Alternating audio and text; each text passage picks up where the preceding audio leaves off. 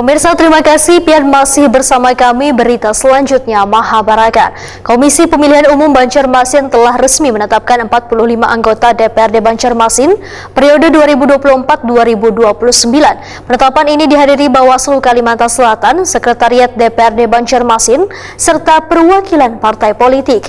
Di Aula Kantor KPU Banjarmasin, Jalan Perdagangan Banjarmasin Utara, Kamarian Kamis 2 Mei 2024.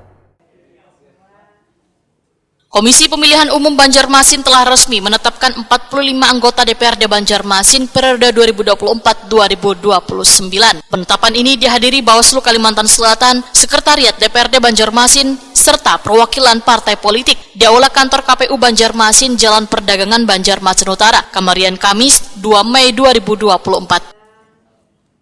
Partai politik peserta pemilu dan penetapan calon terpilih anggota Dewan Perwakilan Rakyat Daerah Kota Banjarmasin periode 2024-2029 tahun 2024. Ketua KPU Banjarmasin Rusnailah Wetakoni Prima TV memadahkan KPU RI telah menerima surat dari Mahkamah Konstitusi 29 April 2024. 3 hari setelah menerima surat tersebut, KPU Provinsi Wan Kabupaten Kota menggelar rapat pleno penetapan hasil pemilu 2024 untuk calon anggota DPRD.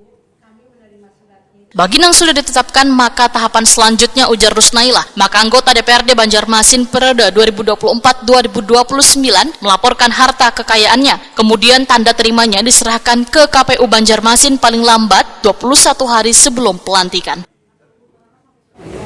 Tahapan selanjutnya mereka adalah tentunya untuk melaporkan harta kekayaannya ya kepada instansi yang berwenang untuk memeriksa itu, dan tanda terimanya nanti diserahkan ke kami paling lambat 21 hari sebelum pelantikan.